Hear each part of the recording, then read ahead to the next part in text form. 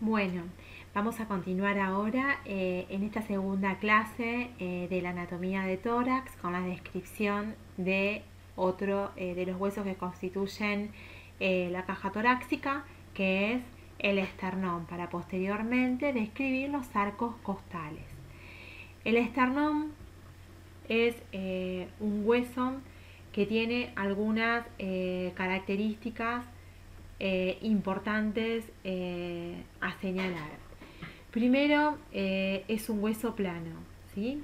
Es un hueso plano, es un hueso medial y es un hueso subcutáneo, es decir, nosotros lo podemos palpar fácilmente en la parte medial de nuestra caja torácica.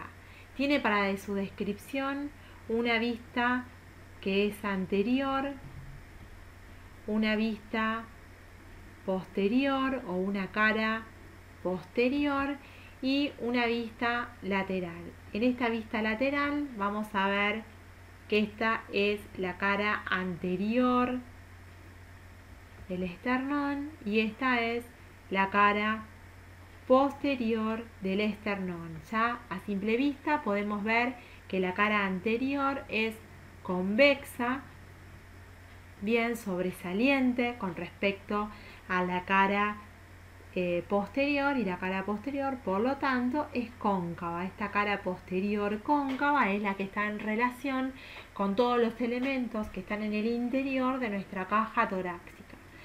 Si nosotros vemos al esternón, lo vemos como un hueso simétrico, porque tiene en cada sector de sus mitades o un hemiesternón es homólogo al hemiesternón del lado opuesto. Por lo tanto, dentro de sus características también podemos decir que es un hueso simétrico, que tiene simetría, ¿sí? Es un hueso simétrico. En el esternón nosotros vamos a describir que existen tres partes distintas. La porción superior del esternón recibe el nombre de mango o manubrio.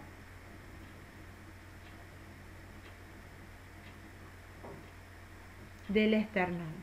La porción media del esternón es el cuerpo del esternón y la porción inferior del esternón, que es su apéndice, se llama apéndice o apófisis sigmoides.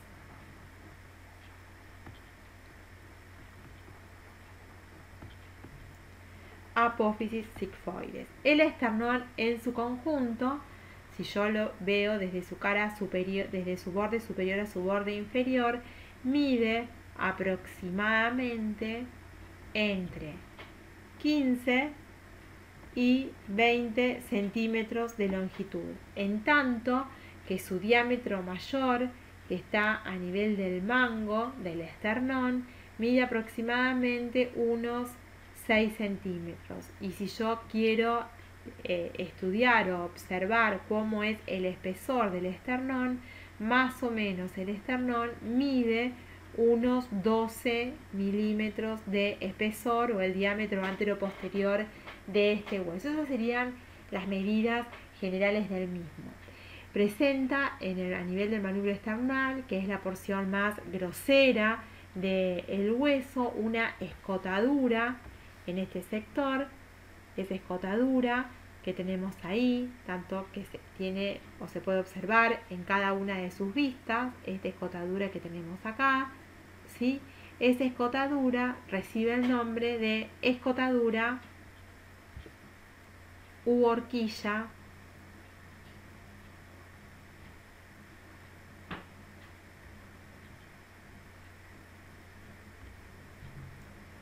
traqueal o yugular. Inmediatamente por fuera de la horquilla traqueal vamos a encontrar dos carillas articulares importantes a ambos lados, bien, que son convexas en sentido transversal y cóncavas en sentido anteroposterior, bien, que es esta primera porción, ¿sí? Que es la carilla articular, es una carilla articular que expone el hueso para articularse con la clavícula, por eso se llama clavicular. La clavícula se articula a través de su extremo interno, ¿sí? Esta sería la clavícula, con el esternón, ¿sí? De su extremidad interna, a través de una carilla articular elíptica. Por debajo tenemos otra carilla articular que es para el primer cartílago costal, que sería esta carilla articular que tenemos aquí, ahí, ahí y ahí, ¿sí? Si la dibujamos mejor con un color más saliente, sería esa que tenemos ahí, esta, acá a este nivel y más o menos a este nivel, ¿sí? De un lado y del otro. Esa sería la primer carilla articular en las caras laterales del esternón para el primer arco costal. Entonces aquí tengo el primer arco costal, la carilla articular para el primer arco costal, ¿sí? Esa sería la carilla articular para el primer arco costal.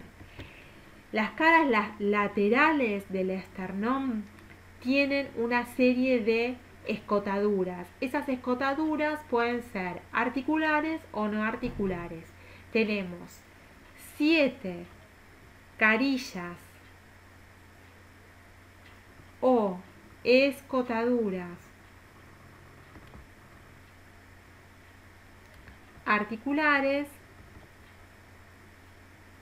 y 6 no articulares. Entonces lo vemos.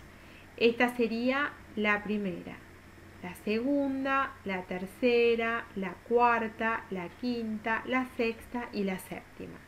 Acá tenemos entonces la primera, la segunda, la tercera, la cuarta, la quinta, la sexta, la séptima. De esta misma manera acá tenemos la primera, la segunda, la tercera, la cuarta, la quinta, la sexta y la séptima. Y el espacio que queda comprendido entre una carilla articular y la otra, que sería ese espacio, ese espacio, ese espacio, ese espacio, ese espacio y ese espacio, son 1, 2, 3, 4, 5, 6, serían los espacios o las escotaduras no articulares del hueso. Bien, y en su porción inferior tenemos la terminación a nivel del esternón del apéndice sigmoides o apófisis sigmoides, que puede estar en su parte media horadada por un orificio que puede tener distintas formas: oval, triangular, cuadrilátero y demás. Se dice que este hueso del esternón estaría como constituido por distintas partes que se llaman vértebras esternales. Por eso en la cara anterior del esternón aparece a simple vista unas eminencias o unos, surcos que corresponden a la fusión de estas vértebras, que originariamente serían el esbozo del esternón, que no se evidencian en la cara posterior del hueso, que tiene el aspecto o tiene una curvatura cóncava orientada hacia atrás.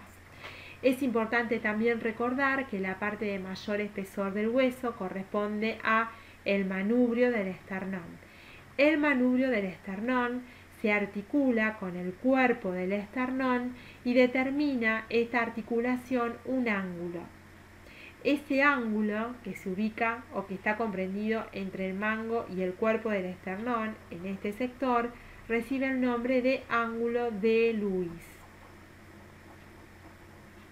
Ese ángulo de Lewis determina, corresponde a la porción más grosera del hueso, se articula hacia afuera con un cartílago costal.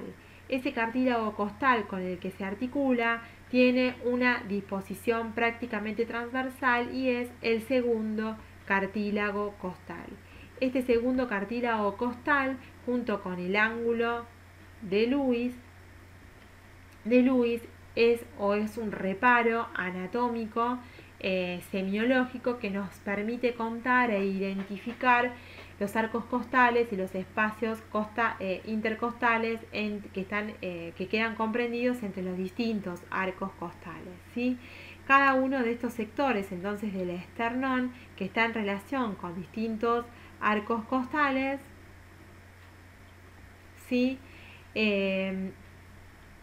Separan, o en realidad no es que separan, sino que limitan un espacio que es el espacio intercostal. La disposición de los cartílagos costales cuando se articulan con el esternón van a variar dependiendo. Los que se encuentran en la región superior son oblicuos hacia arriba y hacia abajo y hacia adentro, son transversales los que se corresponden con el segundo espacio a nivel de el ángulo de Lewis. Y a la medida en que vamos descendiendo cambian de oblicuidad y se hacen oblicuos hacia arriba y hacia adentro. Entonces inicialmente son oblicuos hacia abajo y hacia adentro, luego transversales y luego oblicuos hacia arriba y hacia adentro. Este entonces es un reparo semiológico importante para recordar. Entonces recordemos que entre el mango y el cuerpo del esternón queda comprendido una prominencia muy importante denominada ángulo de Lewis, y que transversalmente hacia afuera se encuentra el recorrido y el trayecto del segundo cartílago costal que se articuló con las carillas laterales y las escotaduras articulares del esternón.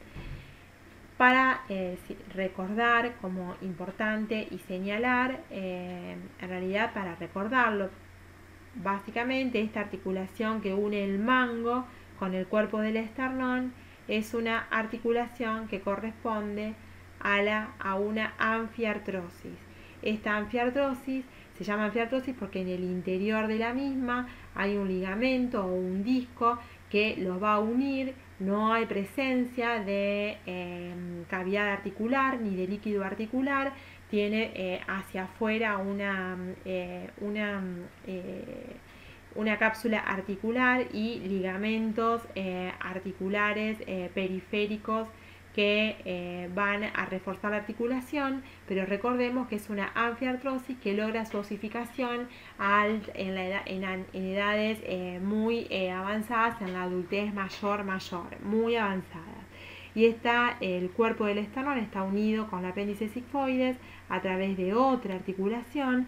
Esa articulación es una sincondrosis que termina osificándose entre los 50 y 60 años de edad. Recordemos que sin significa unión, ¿sí? Y condrosis, cartílago. Por lo tanto, es una articulación que se encuentra fusionada o articulada a través de un cartílago interarticular. Y si queremos recordar o queremos ver, después lo vamos a detallar a esto nuevamente cuando veamos tórax en general, pero las articulaciones que unen el borde lateral del esternón con cada arco costal son artrodias, porque son superficies elípticas planas que permiten básicamente movimientos de deslizamiento. Es importante que recordemos además que entre la clavícula, el esternón y el primer arco costal se desarrolla una articulación que recibe el nombre de articulación esterno-costo-clavicular, y es una articulación por encaje recíproco donde se comparte el aparato ligamentoso, la sinovial y la cavidad articular, y esta articulación permite ampliar el desarrollo de los movimientos articulares de la articulación glenohumeral o escápulo-humeral. Bien, más o menos esto sería el desarrollo de lo que corresponde a la descripción de la anatomía del esternón. Nos queda por describir lo que vamos a ver en caja torácica, que tiene que ver con las inserciones musculares de músculos importantes que se insertan en el esternón. Pero si lograron comprender esto y poder describir cada una de las partes del esternón, nuestra misión en la descripción del esternón estaría cumplida. Bien. Otro de los huesos que constituyen en parte gran parte del esternón, de la caja torácica, es el arco costal. Los arcos costales, nosotros dijimos que eran 24 arcos costales. Entonces, nosotros tenemos inicialmente 24 arcos costales. Estos arcos costales, que son 24, tienen dos porciones. Cada uno de ellos, tiene dos porciones.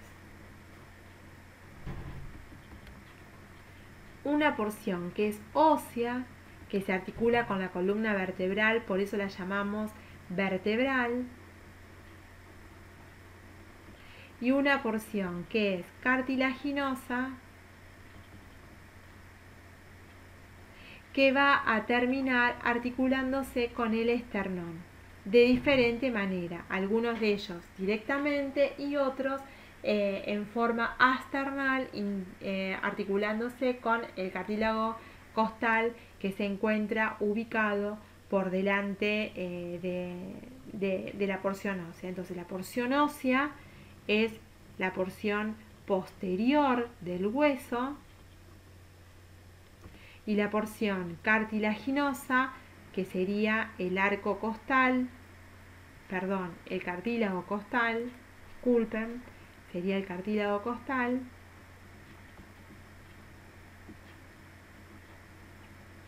es la porción anterior. Bien, aquí en esta imagen nosotros tenemos dibujada la porción posterior, ¿sí?, u ósea, que tiene relación estrictamente o se articula con la columna vertebral dorsal. Esta porción ósea o el arco costal vertebral propiamente dicha es un hueso plano específicamente. Es un hueso plano que está torsionado en la mayor parte, en la mayoría de los 24 arcos costales, que está torsionado sobre sí mismo. Tiene, para su descripción, dos partes en realidad tres sería: un cuerpo, un cuello y una cabeza. Esto correspondería al extremo posterior del hueso y esto correspondería al extremo anterior del hueso. Como todo hueso plano, vamos a describir en él caras. Las dos caras de este hueso plano son una cara externa que mira hacia afuera de la caja torácica y una cara interna. Y vamos a tener bordes, además de los extremos descritos, ¿sí? Uno de los bordes es superior y el otro borde es un borde inferior. Este borde inferior es sumamente importante porque en él, que sería esta porción del hueso, el borde inferior, esta porción del hueso, ese borde inferior tiene un canal que se llama, o en él se desarrolla un canal, que es el canal subcostal, que contiene donde se desarrolla, o que mejor dicho, en él está el recorrido del paquete básculo nervioso del espacio intercostal, ¿sí?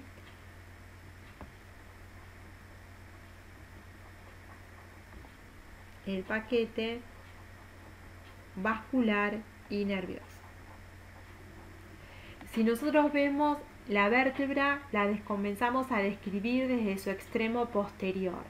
La cabeza del arco costal, nosotros vamos a ver que se va a articular con las distintas, con dos vértebras o uno, dependiendo en qué sector de la columna vertebral estemos.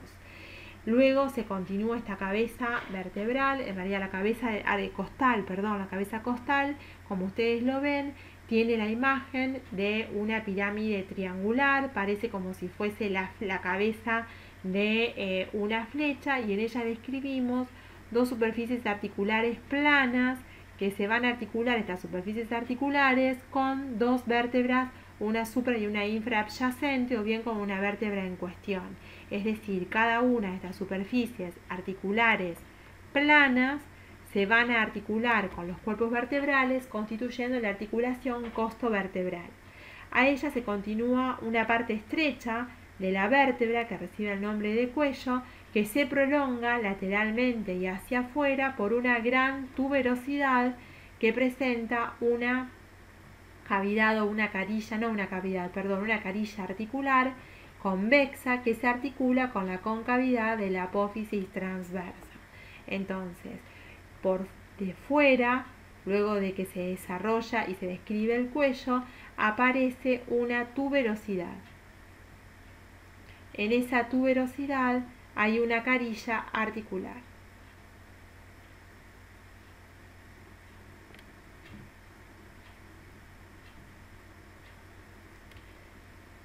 Que se va a articular con la apófisis transversa de la columna vertebral.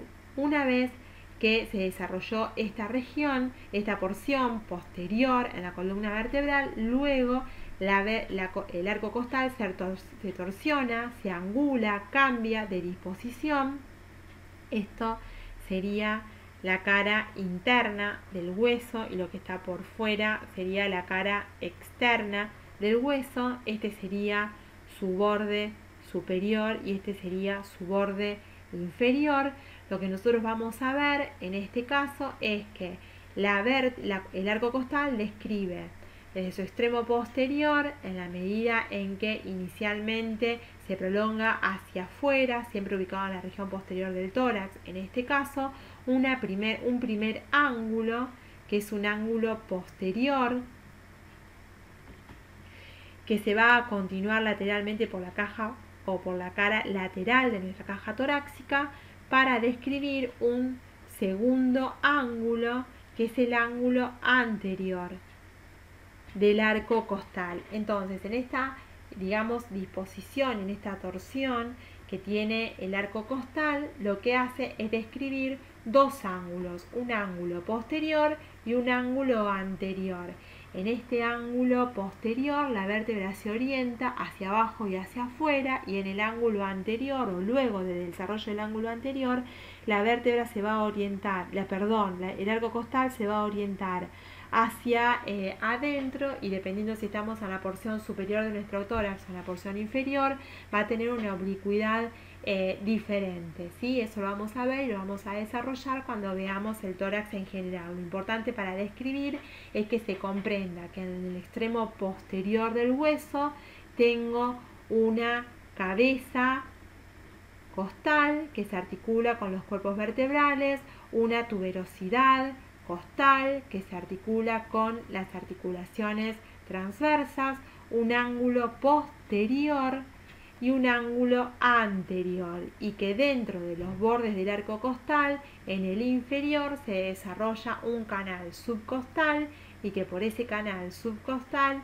atraviesa o tiene el recorrido el paquete vascular y nervioso intercostal propiamente dicho. Esta es la característica de una vértebra tipo, pero debemos recordar que existen de un arco costal tipo, pero debemos recordar que hay algunas vértebras que tienen algunas particularidades específicas. Nosotros dijimos que una vértebra tipo tenía una cara interna y una cara externa, porque el arco costal está verticalizado, tiene una disposición vertical cuando está en reposo, bien, pero hay algunas costillas o arcos costales que tienen una disposición diferente. En este caso, en este esquema, vemos que este primer arco costal que está dibujado en este sector corresponde al primer arco costal, ¿sí? Si nosotros lo vemos, vamos a ver que no está torsionado sobre sí mismo. Este arco costal no tiene torsión, es decir, sin torsión. Además, tampoco tiene canal subcostal, sin canal subcostal.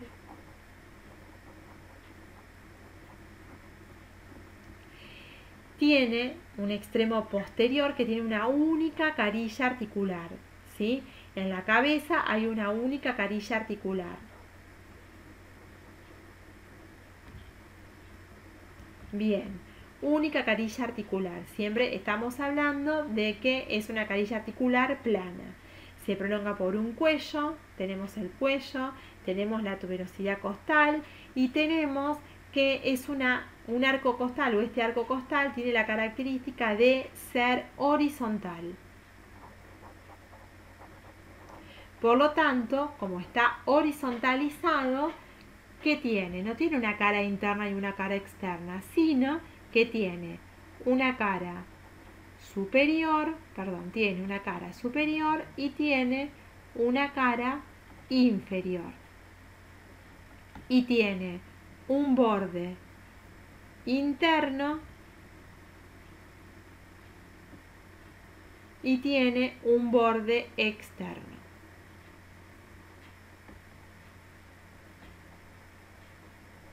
Además tiene un extremo anterior y en la cara superior aparece la presencia de un tubérculo que permite la inserción de un músculo que vamos a ver, que se llama escaleno, que se denomina tubérculo de Lisfranc.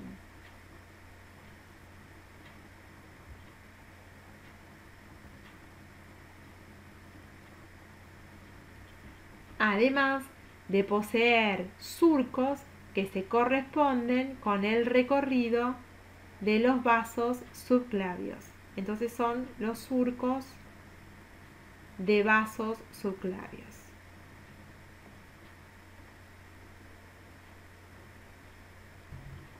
Bien. Este arco costal tiene otras características importantes, que es corto. Es un arco costal corto. Corto, pero también ancho. Bien, es un arco costal corto y ancho, sin torsión, sin canal subcostal, con una cara superior y una cara inferior, un borde interno y un borde externo. Y en su extremidad posterior una única carilla articular que se articula con la primera vértebra dorsal. Bien, esta imagen que tenemos por fuera del primer arco costal corresponde a el segundo arco costal. Este arco costal es más largo que el anterior y tiene algunas particularidades. Como el anterior, sin torsión. También sin canal subcostal.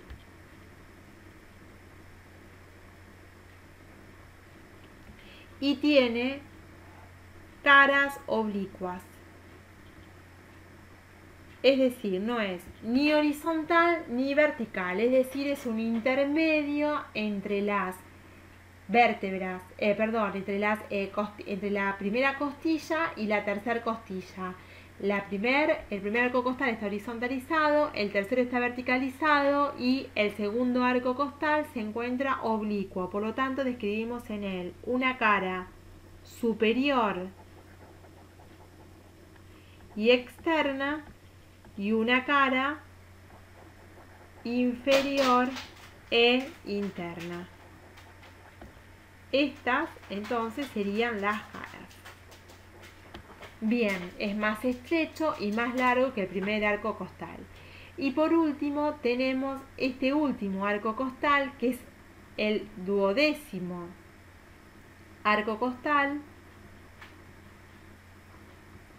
que como vemos a simple vista podemos decir que no tiene torsión, no tiene canal subcostal, además es corto. Bien. Y normalmente no tiene o no termina en el esternón.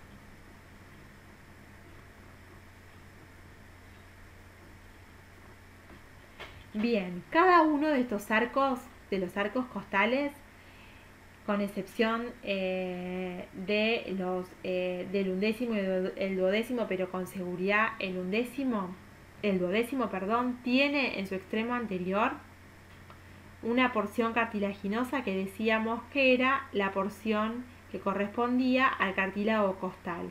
Es decir, cada uno de los arcos costales se continúa hacia adelante con una porción cartilaginosa que es el extremo anterior del arco costal.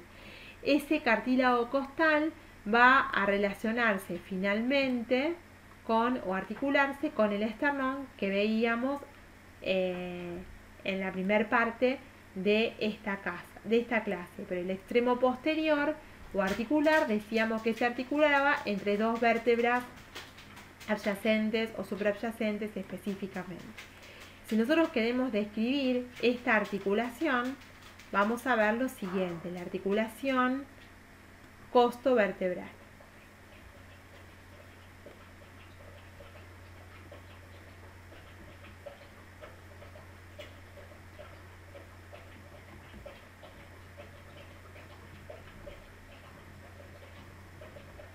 Que está dividido a su vez en dos partes.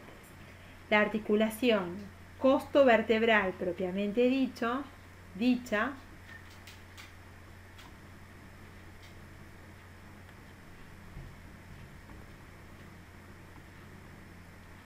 y la articulación costo-transversa.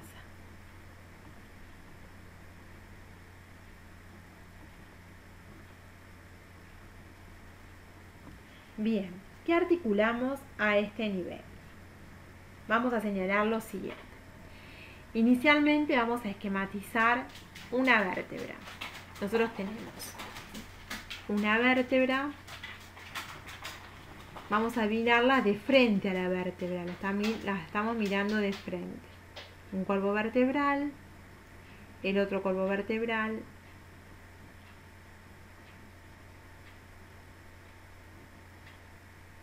bien, hay un disco intervertebral entre ambos, así, de esta manera.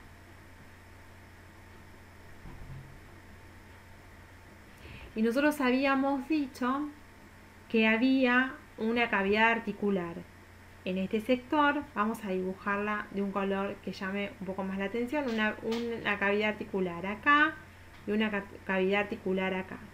Una cavidad articular acá, costal, y otra cavidad articular acá. Cuando nosotros vemos esto, vemos que la cavidad articular son dos superficies elípticas y planas, pero cuando la describimos en conjunto vemos una gran cavidad articular entre las dos costillas, entre las dos vértebras, una vértebra superior y una vértebra inferior, que puede ser, por ejemplo, la cuarta y quinta vértebra, ¿sí?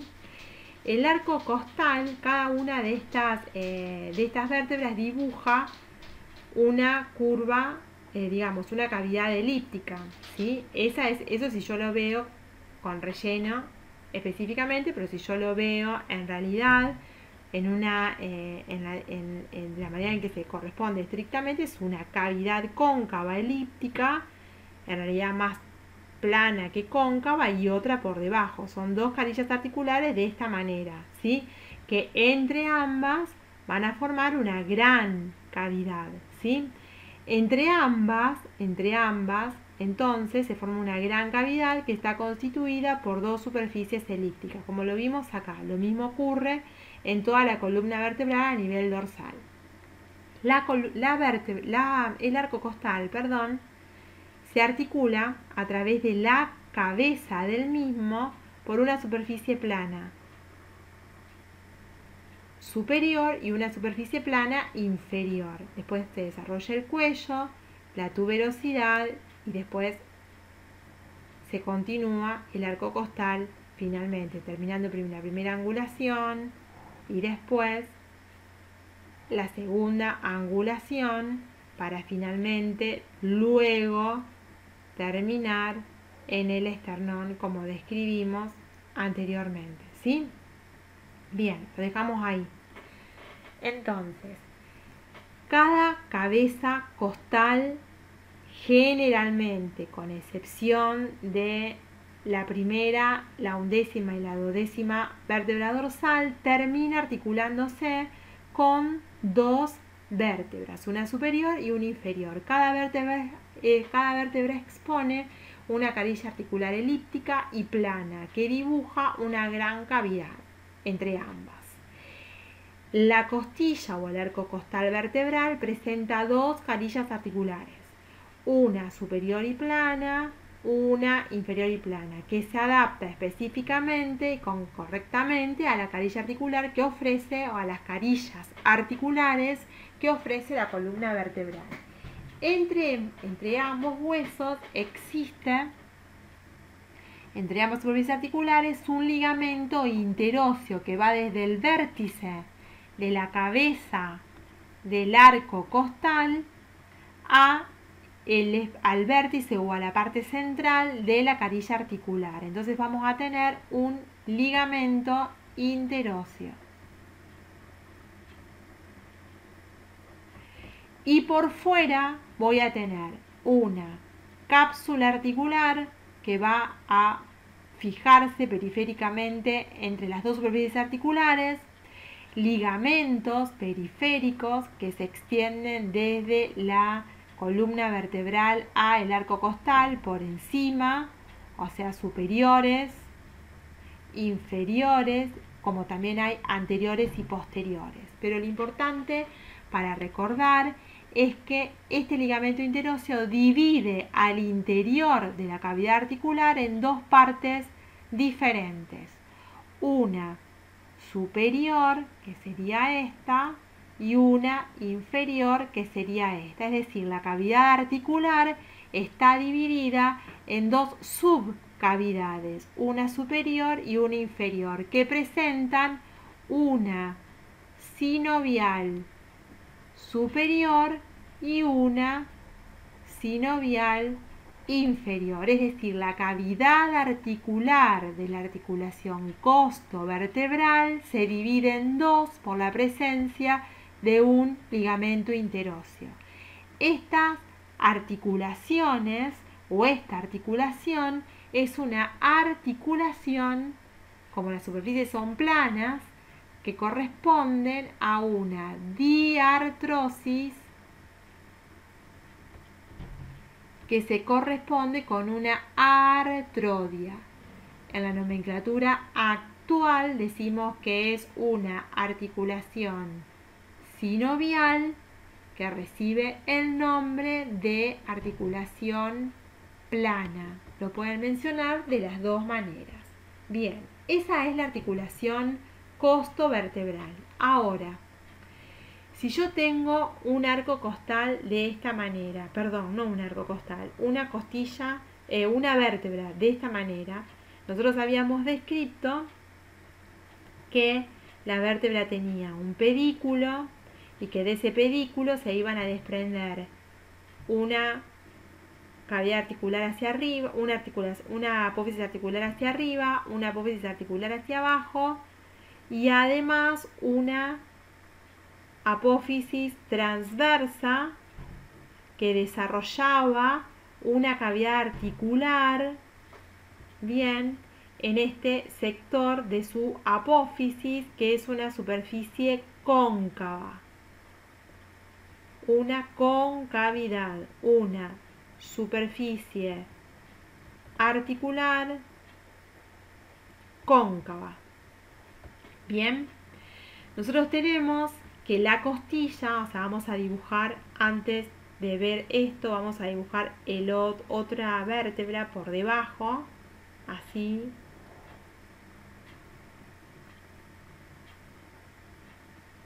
Esta sería, y por encima otra, ¿no? Entonces acá tenemos la articulación y la otra.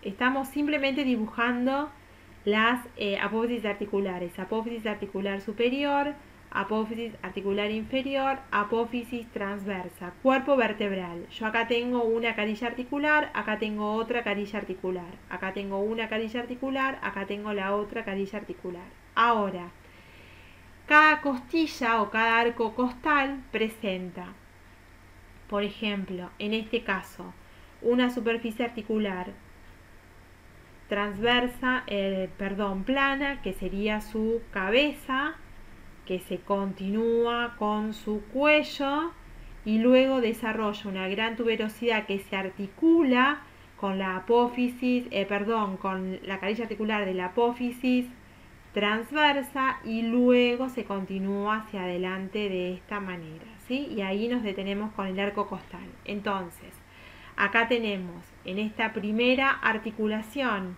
en esta primera sector, la articulación costo vertebral y en este segmento la articulación costo transversa. Es decir, esta superficie articular, que en realidad es una tuberosidad, que es la tuberosidad costal, es una superficie convexa. Esa superficie convexa se articula con la concavidad. Esa sería una superficie articular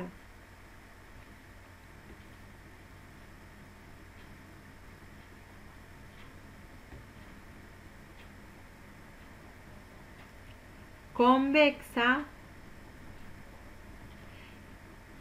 costal, del arco costal. Y esta es una superficie articular cóncava vertebral de la apófisis transversa. Y entre ambos se articulan. Bien, entonces esta sería lo que tenemos acá, el arco costal, que se articula hacia adelante, digamos en su extremo posterior, a nivel de su cabeza, con las dos vértebras y en los cuerpos vertebrales, y por detrás con la apófisis transversa, ¿sí? A través de su arco costal, a través de, su tuberosidad costal. Esa sería una articulación que queda expuesta de tal manera que, como tengo una superficie cóncava en relación con una superficie convexa, o de un macizo hueco versus un macizo versus una superficie maciza, tenemos una articulación del tipo de las trocoides, donde se permiten movimientos específicamente de rotación. Lo que les quise decir recién es que tenemos por un lado una superficie hueca que está dada por la superficie articular que expone la apófisis transversa, que se articula con una superficie maciza, cilíndrica, que se corresponde a la tuberosidad costal del arco costal. Ambas superficies articulares, articuladas entre sí, permiten movimientos de rotación del arco costal sobre un eje longitudinal que pasa por esta articulación y permiten los movimientos de ascenso y descenso del arco costal sobre la columna vertebral.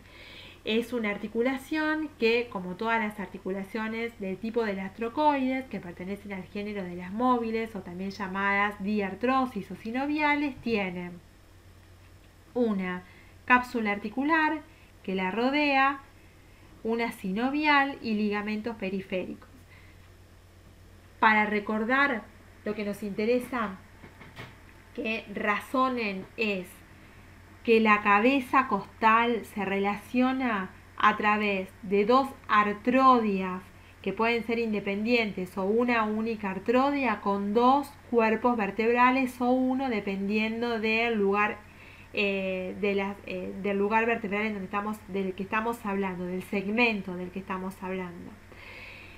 Y por otro lado tenemos una articulación que une por un lado la tuberosidad costal convexa del arco costal con la articulación, la superficie articular cóncava de la apófisis transversa. Esa es la articulación costo-transversa. Esta articulación costo-transversa, que es la que permite los máximos movimientos de la costilla sobre la parrilla costal y de las costillas en general sobre la columna vertebral, son articulaciones trocoides que pertenecen a lo que antiguamente eran las diartrosis, que son articulaciones móviles hoy llamadas sinoviales, porque tiene todo un aparato sinovial, cápsula articular, cavidad articular y un aparato ligamentoso que las caracteriza y que las define como diartrosis de esta manera.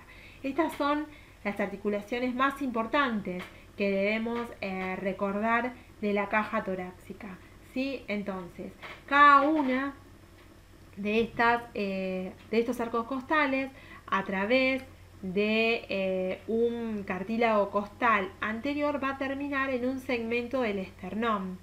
En este segmento del esternón, como dijimos anteriormente, se van a articular o a reunir a través de una articulación también del tipo de las artrodias, porque son superficies planas.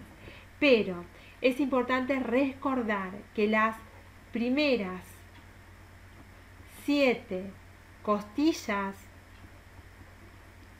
terminan directamente en el esternón, es decir, terminan en las caras laterales del esternón y constituyen las costillas que reciben el nombre de verdaderas. Pero hay una parte de los arcos costales que son el octavo, el noveno y el 10º arco costal,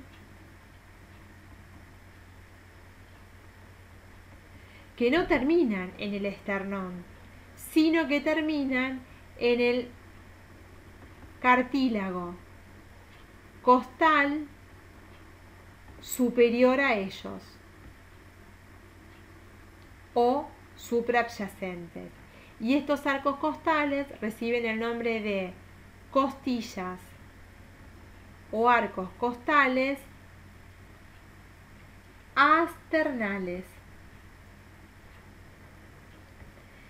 Y además tenemos que el 11º y 12º arco costal pueden no terminar en el esternón y perderse entre músculos de la pared abdominal. Estos arcos costales reciben el nombre de falsos o flotantes. Es importante recordar que el 11º puede ser un falso o flotante o puede terminar en la costilla o en el arco costal supraadyacente y convertirse en un arco o un arco costal o costilla asternal. Puede tener las dos disposiciones. Esta última parte de la clase la vamos a volver a desarrollar cuando veamos el tórax en general. Me importa que ustedes entiendan y comprendan de esta clase las partes del esternón, con sus escotaduras, con el ángulo de Lewis y con su participación en la articulación externo-costoclavicular.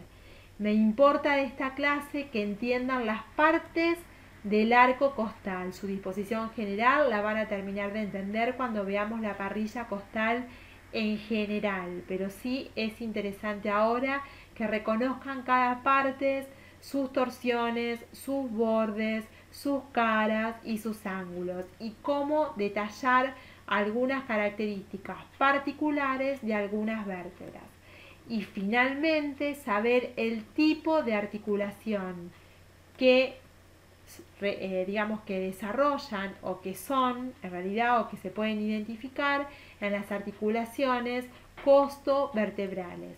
Bien, por un lado tenemos una articulación costovertebral propiamente dicha, que es una artrodia, donde participan cuerpos vertebrales con cabeza costal, y por el otro lado tenemos una articulación costo-transversa donde participa la tuberosidad costal del arco costal con la apófisis transversa de la vértebra dorsal específica o en cuestión.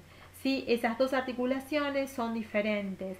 En general ambas actúan en conjunto, de tal manera que si bien una es una artrodia y la otra es una trocoide, entre ambas se posibilita o son las responsables de los movimientos de ascenso y de descenso de cada arco costal sobre la columna vertebral. Bien, de tal manera que la angulación que queda determinada entre, por un lado, la columna vertebral